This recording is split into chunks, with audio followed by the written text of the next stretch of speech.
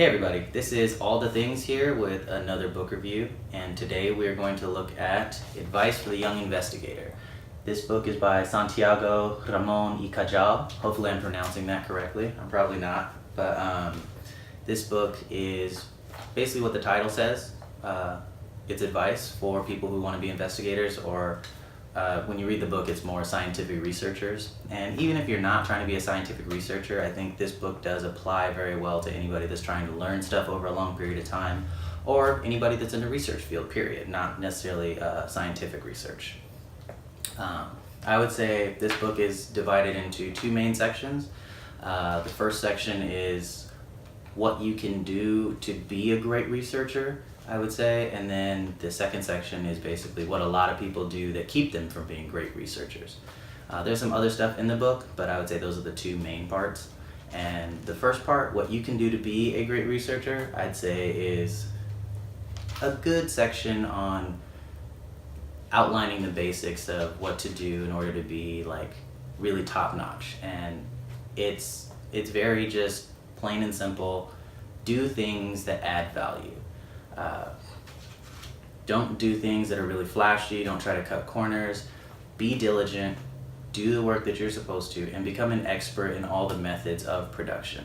So this book particularly uses biologists as an example for research, and it talks about learning all of the lab techniques it takes in order to acquire data. Become very good at them. You shouldn't have people doing them for you. You should know how to do all of those lab techniques. And you should be able to produce meaningful data with your hands. Be good at it, understand why the different tests work, and how to use the test to produce good data. It further goes on to say that you need to be patient and acquire data and learn things over time. And then really, really interestingly, I think it states that in the eyes of science, everything is important.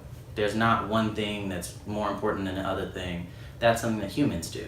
We say this thing is more important than that thing, but in the realm of science or the universe, everything has its place and nothing is really more important than another thing. So don't get caught up in trying to become famous because humans think something is important. Really do the science and learn it and produce data that other people can read that's organized, so that in the event that humans ever decide that it's important, we have organized work that we can look at.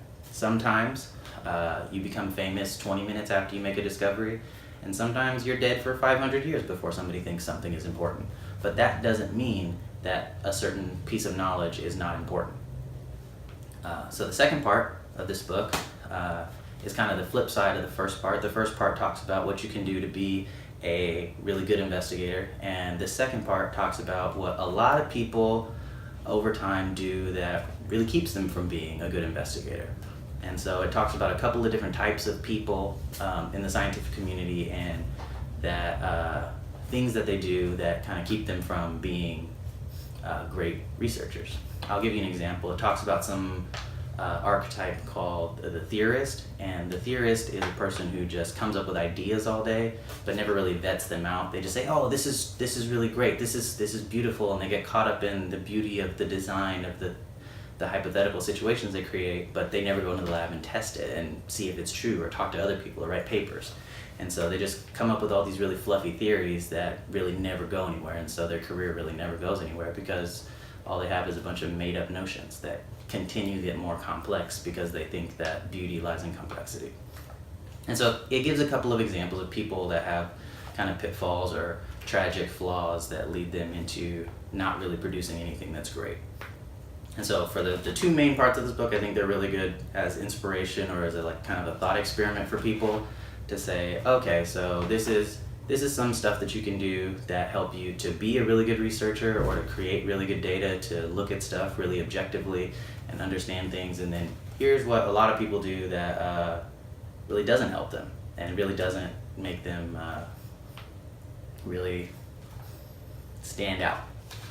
And I think what's interesting about this book is that back in the 1800s, the late 1800s, when this was published, Santiago, the author, he was a very prominent scientist from Spain, which was not a very prominent area for science.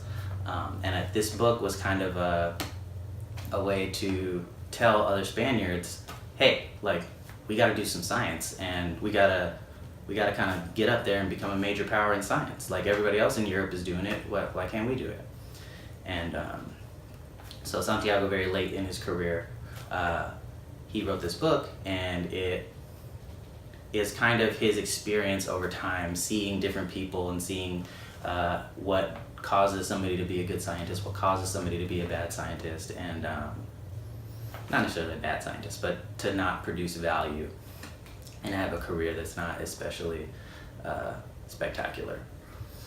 There's some other sections in the book that I thought were interesting. Like one section goes into like how to choose a wife, because back in the late 1800s, the main audience for books like this were men, and so this book is talking specifically to men, and it has a section about how to choose a wife in order to become a great researcher, and it says that some stuff like you can't have a wife that is really materialistic and that spends all the money that you would use on lab equipment, but she spends it on jewelry and stuff like that. And it says you should have a humble wife who supports you and all these things. And the basic advice I think is good, like, you know, have a partner that supports what you do and that cares about you and your work.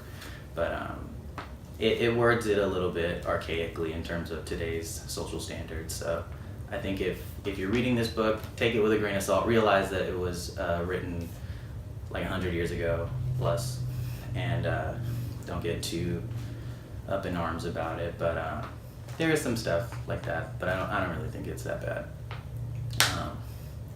All in all, I think this book is very easy to read. It's 120-ish pages. The text is pretty big. It's not like too dense, so that's what the text looks like. I don't know if you can see that, but yeah, it's an easy read. You read it in a week, maybe a day if you're like a reader. But I think it's good for anybody who is trying to do any sort of research. It doesn't have to be scientific research, and it's a good inspiration to say like, hey, if you want to get better in your career, here's the steps to do, and then also be careful of this stuff, because a lot of people who do stuff like this really don't advance in their career.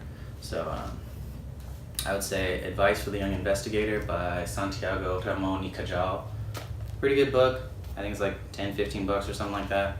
And it's like a day read that is good inspiration for like kind of wanting to advance your career and giving you some tips and tricks on how to do it, especially if you're a biological researcher, but not only if you're a biological researcher.